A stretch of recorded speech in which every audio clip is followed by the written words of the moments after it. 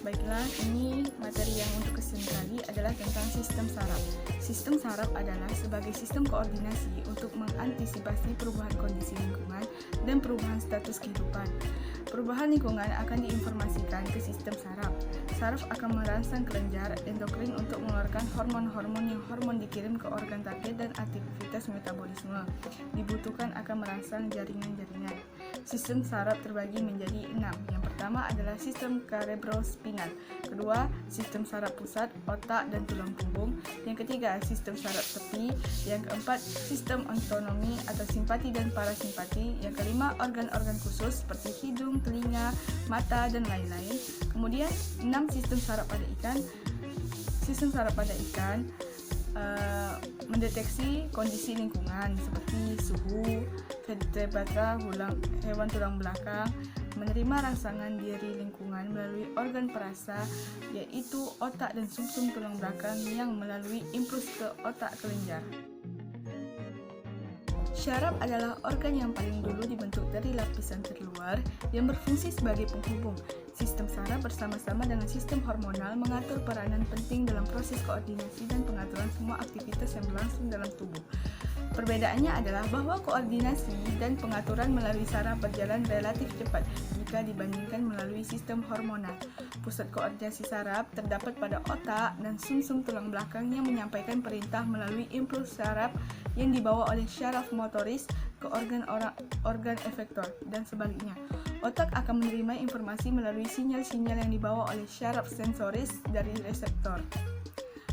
Informasi menjalar impuls baik yang berasal dari syaraf pusat ke efektor maupun dari reseptor ke otak dibantu oleh adanya neurotransmitter yang bekerja pada sinaps sebagai titik temu antara dua neuron. Neuron atau sel syaraf hanyalah merupakan satuan atau unit struktural, sedangkan unit fungsionalnya merupakan apa yang disebut langkung refleks yang terdiri atas saraf pusat sebagai pusat koordinasi, syaraf sensoris, saraf motorik, efektor dan reseptor. Sensori dan sistem saraf. Yang pertama adalah sistem saraf pusat. Ikan biasanya memiliki cukup kecil otak relatif terhadap ukuran dibandingkan dengan vertebrata lainnya.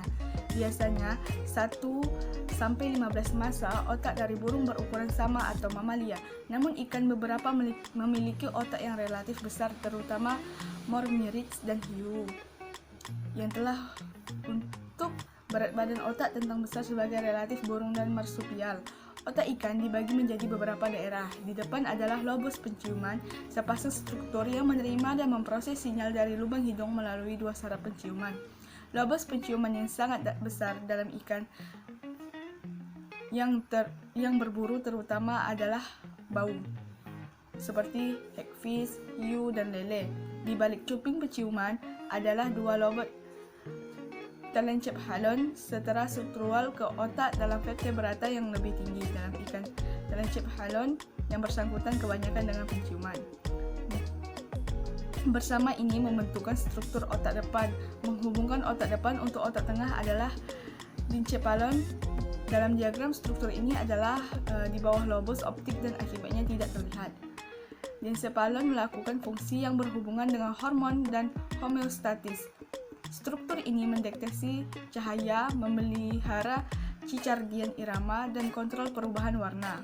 Sistem otot. Kebanyakan ikan yang bergerak dengan bergantian kontak sel dipasangkan otot di kedua sisi tulang belakang.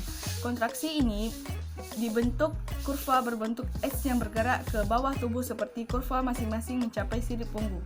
Gaya mundur diterapkan untuk air, dan dalam hubungannya dengan sirip, ikan bergerak ke depan maksudnya ya.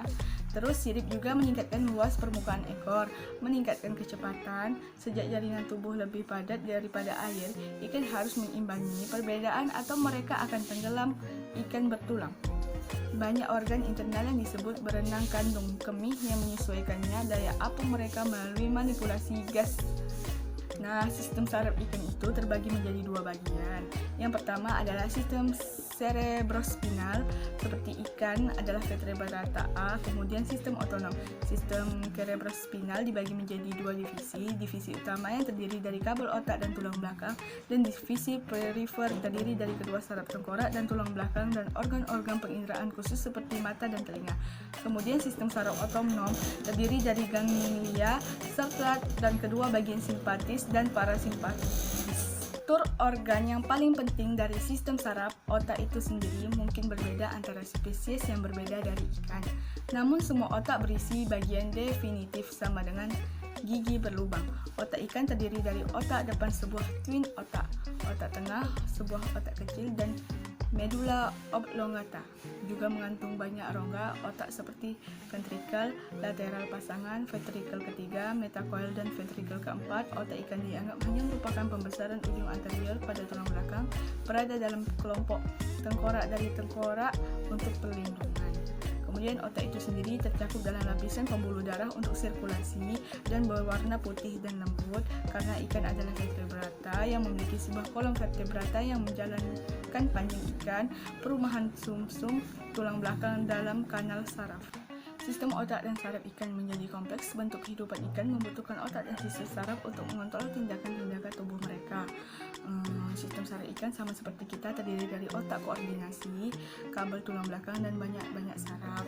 Otak secara umum ikan memiliki otak kecil dalam hubungan dengan berat badan mereka secara keseluruhan. Nah, ada nih namanya kabel spinal, kabel tulang belakang atau tali saraf yang sama di semua ikan. Ini adalah selubung tebal bahan saraf yang berjalan dari otak kembali sepanjang tubuh ikan melalui dan dilindungi oleh saluran saraf tulang belakang.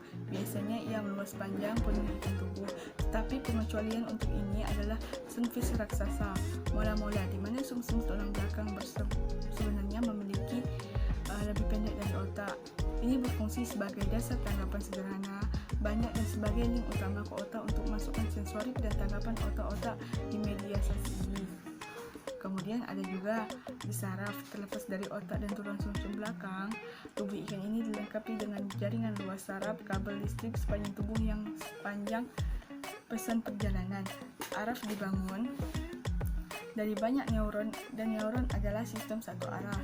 Pesan baik perjalanan ke atau dari otak sumsum tulang belakang di sepanjang jalur saraf tertentu, tetapi tidak pernah dua arah. Mereka saraf yang muncul dari sumsum tulang belakang disebut saraf tulang belakang, dan organ yang timbul dari otak disebut saraf kranial. Biasanya ada satu atau sepasang saraf tulang belakang kiri dan kanan untuk tiap vertebrata. Ikan sehingga panjang kurus dengan banyak tulang seperti belut akan memiliki lebih banyak pasangan saraf tulang belakang dari ikan yang jauh lebih singkat seperti sebuah gobi. Pada ikan ada 10 pasang saraf kranial, semua dengan peran didefinisikan dengan baik. Pasangan satu ialah sensori menghubungkan organ-organ hidung untuk penciuman lobus. Pasangan 2 sensori menghubungkan mata dengan lobus optik. Pasangan 3 menghubung ke otot. Pasangan 4 menghubungkan ke otot. Pasangan 5 campuran bagian otot dan bagian sensorik. Pasangan 6 menghubungkan ke otot. Pasangan 7 campuran bagian otot bagian sensorik. Pasangan 8 sensori menghubungkan otak dengan telinga bagian dalam, penting untuk keseimbangan. Pasangan 9 sensori menghubungkan otak dengan insang dan langit-langit mulut. Pasangan 10 campuran usus, insang, jantung, dan garis rusuk. Nah, kesimpulannya adalah sistem saraf adalah sebagai sistem koordinasi untuk mengantisipasi perubahan kondisi lingkungan dan perubahan status kehidupan, reproduksi, dan lainnya. Perubahan lingkungan akan diinformasikan ke sistem saraf. Saraf akan merangsang kelenjar endokrin untuk mengeluarkan hormon-hormon yang dikirim ke organ target, dan aktivitas metabolisme dibutuhkan akan merangsang